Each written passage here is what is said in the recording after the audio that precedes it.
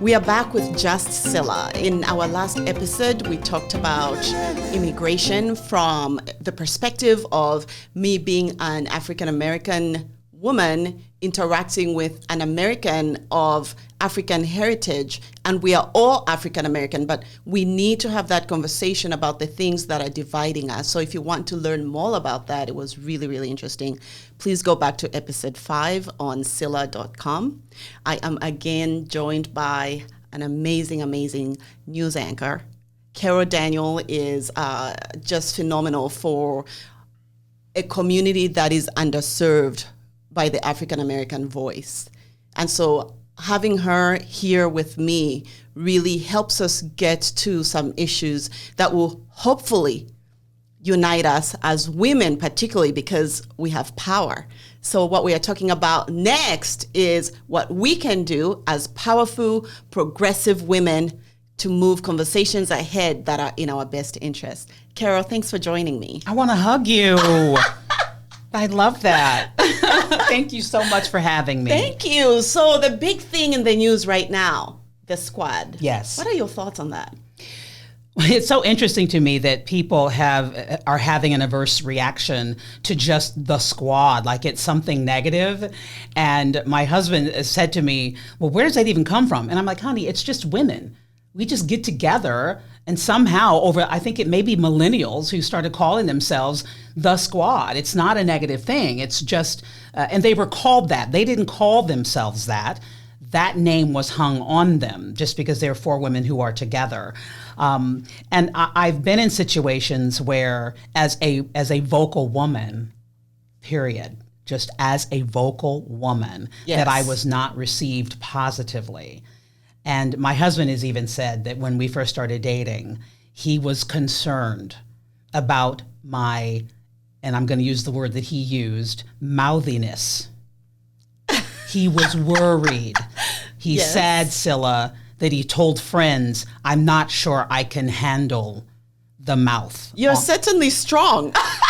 So it takes a very strong man to be able to. So it takes a very strong man. And that for society in general, for American society, American culture in general, we have always had a problem with outspoken women, mouthy women. We've always had that problem. And so to see these women now who are, and they've used some language that I would not use publicly, that I would not use privately.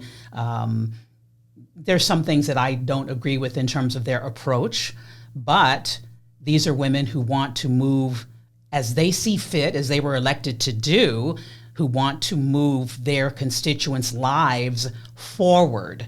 And so for those who are not aware, if you're listening to this or watching from other parts of the world, the squad is a group of 4 women, 3 of them basically of different ethnic backgrounds.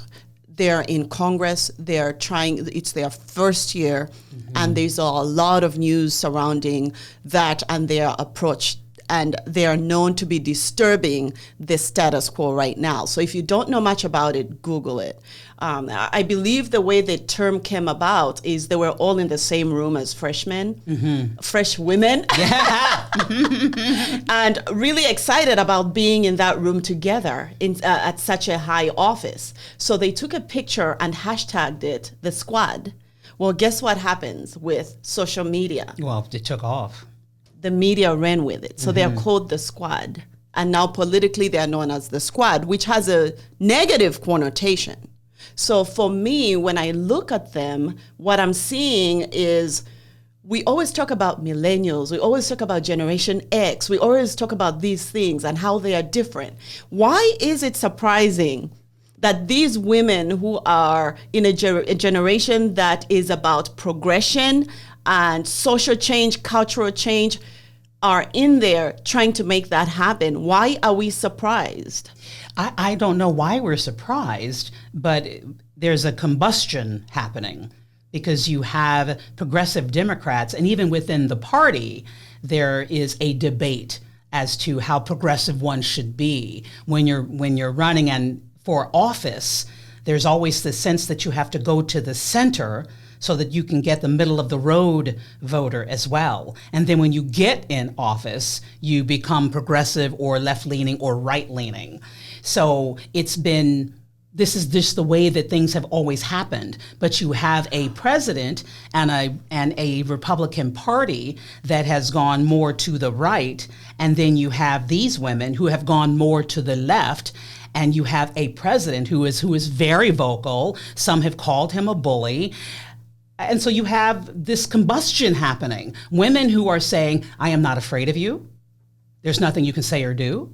And a president who is saying, you should be afraid of them. You shouldn't let them do whatever they want to do. And so we shouldn't be surprised that this is happening the way that it is happening right now. And I think what is important when I'm looking at what's happening is to not get distracted from what is exactly potentially really happening. Right. And what needs to happen. Yes, whatever my you think feelings that is. are that we are being distracted again. And these 4 women have become poster women for distraction and disruption that makes it impossible for them to get anything done. They're young. They're excited. If it were 4 blonde, blue-eyed frat boys doing the same thing, they would be eager. They would be ambitious. Because for men, there's a different path than there is for women. So women who are, generally speaking, women who are eager and outspoken or perceived as being loud and ungrateful. It's a completely... Or labeled feminists for exactly. having an opinion, which is a dangerous term. Sadly.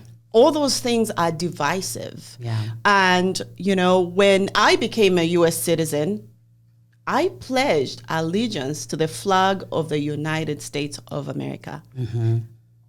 And do everything I can to support that what it stands for is what is happening. To do what I can to push that forward. As an individual citizen. And even if I disagreed with some of the women's policies, because that is a whole separate issue. Right. The fact that they're being labeled and silenced is what is concerning. We can differ, as the flag says, in an effort to reach the same place, which is equality for all. Mm-hmm. We have a right to pursue happiness. If that's how they think they'll help the world get to that place, America, which is so divided, they can do that. It's when you start silencing them that it goes against everything that we are fighting so hard for. Supposedly that the flag stands for. And exactly. The Constitution lays out clearly. So what are we going to do? We are, as women who are educated, we are progressive, we want to see change. It's clear that most of us want to see change happen. What can we do within our lives, within our communities, to make sure that when we are voting, we are voting in the best interest of the things that we care about? I would say to the individual right now who's listening to us that understand that even though you are one person, that you have great power to impact your life and the lives of those you love, and even of strangers. And so we have to get back to this sense that I am important and that I matter and that I am worthy. I am a part of the fabric of the country. And so I am supposed to, as you so eloquently said, do whatever I am supposed to do to not only elevate the ideas of America, but I should be elevating the ideas of myself as a woman, the ideas of myself as a wife, the ideas of myself as a mother, as a coworker, as a neighbor. That's what I'm supposed to be doing. So the perception that African Americans are not being patriotic right now. Right. How do you feel about that as somebody who was raised in a military family? Well, so my father was a drill sergeant. My 3 older brothers are all retired lieutenant colonels in the Army, the Air Force, and the Marines. I come from an absolute military background. My husband was in the Army for 8 years, and it offends me. It is insulting to think that patriotism means one view, allegiance. Wow. It offends me. And we need to understand once and for all that the country is built on freedom of speech. We left the king so that we could have freedom of religion, which also means I'm free to not believe. It also means I'm free to not vote. I am free to sit on my behind and do nothing because it's America. I'm free to disagree. And once we start questioning someone's patriotism, we've put ourselves on a dangerous path. The fact that I don't like the way law enforcement operates, I want to say to law enforcement, improve, grow, do better. I can say that. That doesn't mean do you think that I'm not patriotic. Do you think, and this is something that I was talking about with someone, all this destruction that's happening, all this division that's happening, and things that have happened. We're getting to the anniversary of Michael Brown's death. Right. Ferguson, a huge event that impacted not just African Americans, but every around the American, world. Every American. Do you think that all these distractions are keeping us from actually creating and paying attention to the things and the people that will change institutional policies? Are we re-enslaving ourselves by being so vocal and divisive and activists?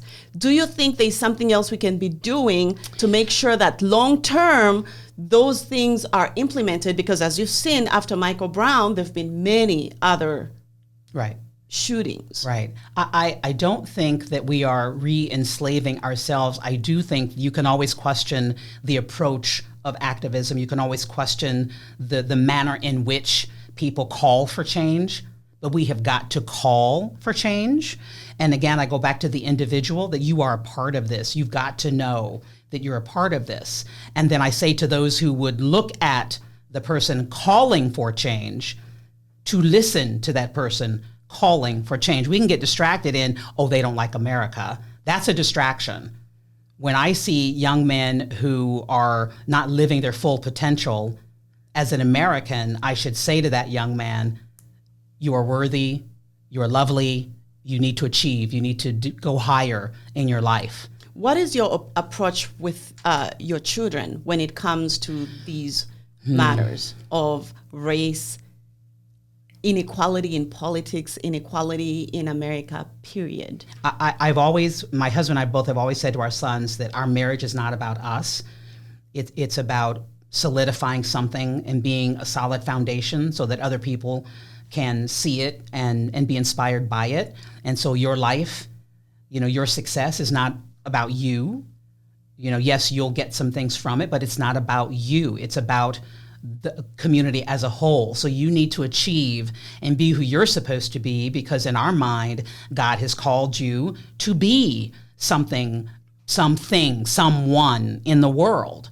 And so people will see that in you and they will be inspired by that. And so that's another reason for you to achieve it, not just selfishly so that you can be a player, so that you can have a lot of money and a nice house and a nice car. It's so that you can lift up everyone around you. And if every individual does that, you're lifting up everyone around you. What I'm getting is a sense that some people think they're lifting more than others. Oh, sure. You see it all the time, especially when a major event happens. People will say, that Black person is not speaking out, therefore she's not with us. That Black person is living their life, whatever is going on. Right. And for me, I believe that we all have a role to play. And so when you're not the activist on the forefront, right, creating change, because change happens with agitation, not to be mistaken with violence. Exactly.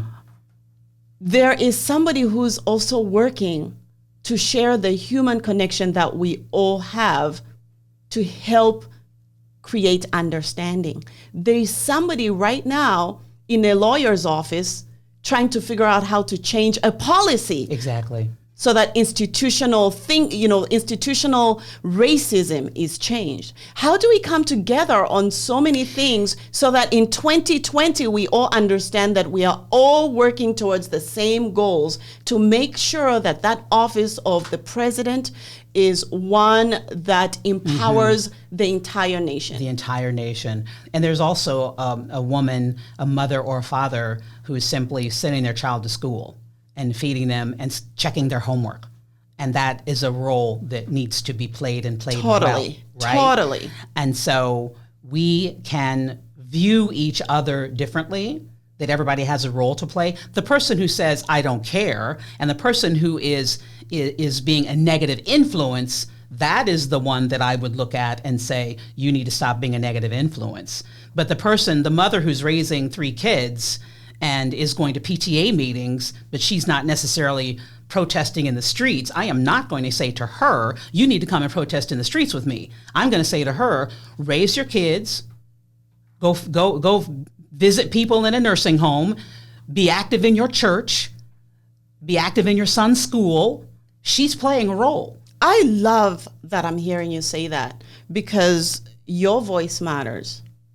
Each one of our voices matter. Yours matters even louder because you're one of the few women of color in the community that we live, that both sides of the conversation, regardless of color, hear. They may not agree, right, but it's important that you do say those things. And that's why I thought you would be so amazing to join me for episode 5 and 6. So I'm really delighted and hope that when we are having these kinds of conversations of real things going on, you come in and we'll have a really good chat and hopefully get to empower more people. Anytime. They've got bagels. We've got bagels, we've got coffee. We don't want her to leave, but she does have a day job. So I Carol, will be back anytime. Thank you for joining me. This was episode 6. See you for episode 7.